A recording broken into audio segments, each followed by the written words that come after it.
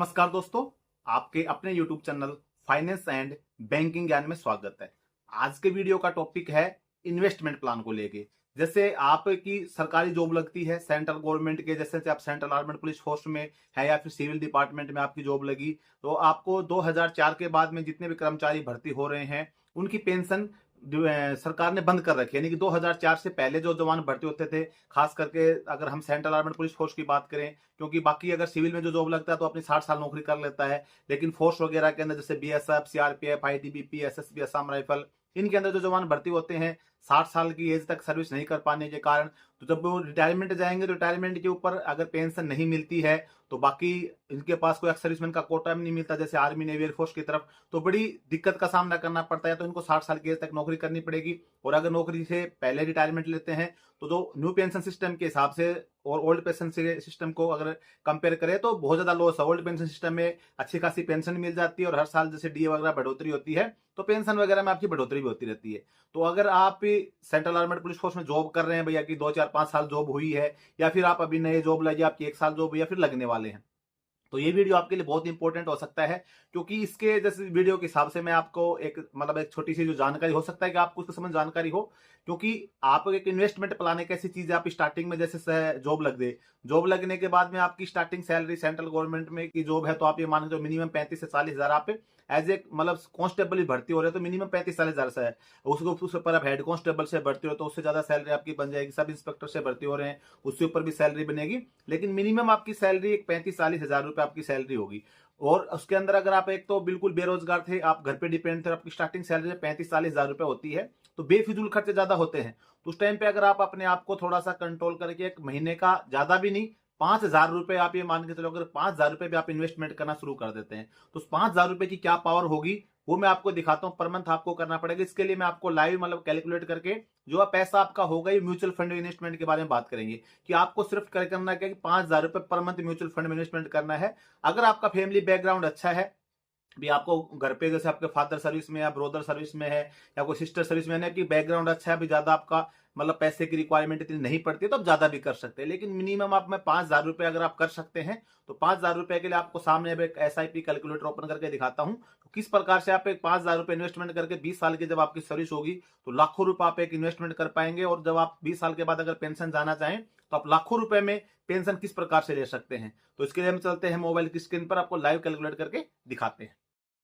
तो दोस्तों इसके लिए हम आ गए हैं अपने मोबाइल की स्क्रीन पर, हमने गूगल ओपन करके एसआईपी कैलकुलेटर सर्च कर लिया है। अब एसआईपी कैलकुलेटर सर्च करने के बाद आप कोई भी एसआईपी कैलकुलेटर अपना ओपन कर सकते हैं। जैसे मैं वाला एसआईपी कैलकुलेटर ओपन कर लिया। अब एसआईपी कैलकुलेटर ओपन करने के बाद में अब हमको इन्वेस्टमेंट करना है 5 हजार रुपये पर मंथ के लिए। और आप जैसे बात करें सेंट्रल आर्मड पुलिस फोर्स के अंदर जो आपकी जॉब होगी, वो आपको पता है कि मिनिमम जो आपको अगर सर्विस आप करनी चाहें तो 20 साल की एज होती है पेंशन आने के लिए। जो बेनिफिट्स जो मिलते हैं डिपार्टमेंट की तरफ से, तो 20 साल की सर्विस होती है सेंट्रल आर्मड पुलिस फोर्स के अंदर। तो आपको 5 हजार रुपये में 20 साल के लिए इन्वेस्टमेंट करता है, आपको हर महीने 5 हजार रुपये आपको इन्वेस्टमेंट करना है 20 साल के लिए। आप इसको अगर ज़्यादा करेंगे, आपकी इच्छा है 5 हजार से 10 हजार भी कर सकते हैं, 6 भी कर सकते हैं, 7 भी कर सकते हैं, या फिर 20 साल से ज़्यादा भी अगर आप सर्विस करना चाहें तो आप 25 साल 30 साल के लिए कर सकते हैं। लेकिन हम सिर्फ इसको 20 साल के लिए लेंगे, क्योंकि हमारी जो सर्विस है भाई, अगर आप रिटायरमेंट आना चाहें तो 20 साल के बाद आ सकते हैं। अब 20 साल के लिए हमने इन्वेस्टमेंट किया। बात करें इसके अंदर रिटर्न की,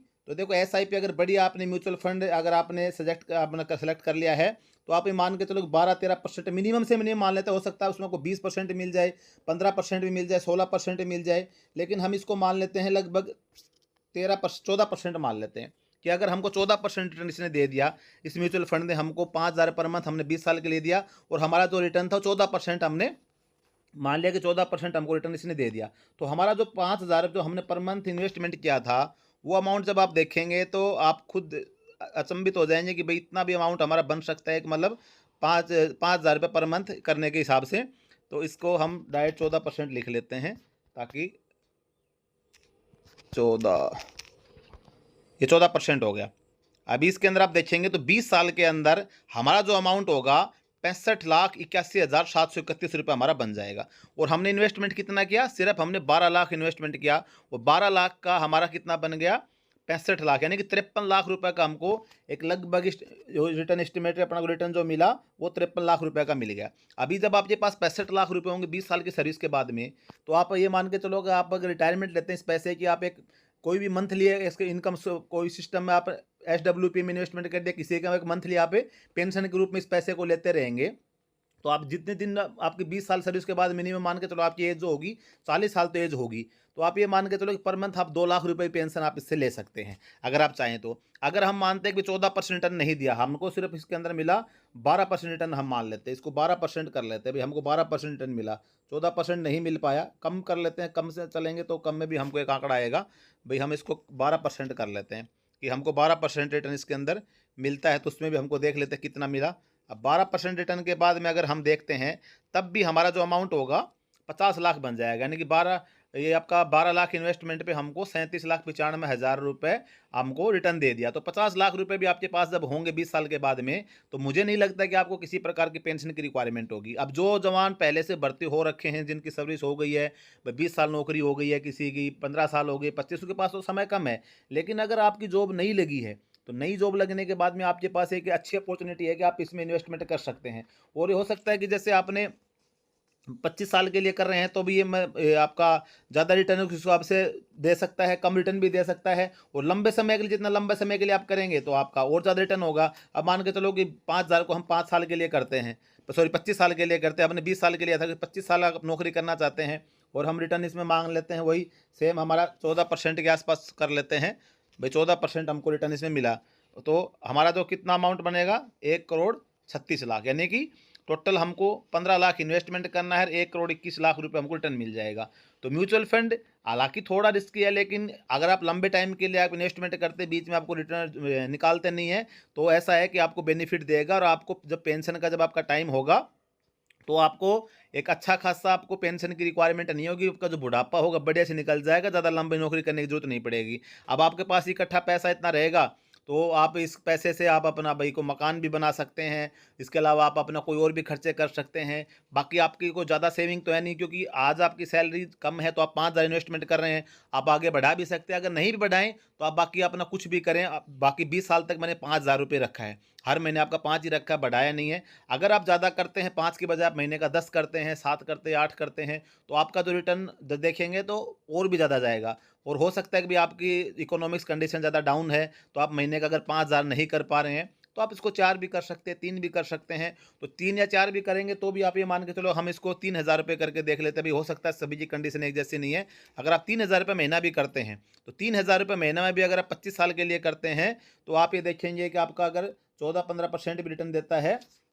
तो आपका जो अमाउंट होगा ये आप खुद देख सकते हैं, 87 लाख रुपए के आसपास होगा। अगर आप 25 साल आप नौकरी करते 3,000 रुपये पर मंथ डालते हैं तो 3,000 रुपये में आप ये देखेंगे कि आपका जो अमाउंट होगा वो अच्छा खासा रिटर्न आपको दे अमाउंट बन जाता है। 14-15%, अगर 12%, 11% भी आपको रिटर्न मिल जाता है तो भी बहुत एक अच्छा खासा अमाउंट आपको देखने को मिलता है। तो दोस्तों आज के वीडियो में बस यही जानकारी थी, क्योंकि आप इन्वेस्टमेंट के लिए आपके पास एक अच्छा अपॉर्चुनिटी है। अगर आप नई नौकरी लगे तो आप इसको कर सकते हैं। बाकी कितने भी सैलरी मिलेगी, खर्चे आप कैसे होते रहेंगे, थोड़ा सा अपना कंट्रोल करके आप इस चीज़ में कर सकते हैं, जो आपके फ्यूचर प्लान के लिए, आपके बच्चों के लिए काम आ सकता है, आपका बुढ़ापे का जीवन का सहारा आपका बन सकता है। तो दोस्तों आज के वीडियो में बस यही जानकारी थी। जानकारी अगर आपको अच्छी लगी तो वीडियो को लाइक जरूर कर देना, और चैनल पे पहली बार विजिट कर रहे हैं सब्सक्राइब जरूर कर देना। जय हिंद।